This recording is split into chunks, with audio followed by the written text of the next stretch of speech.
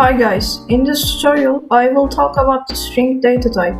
You can assign text or characters to the string data type, but you can't assign numbers to it. So you can't do mathematical operations with strings.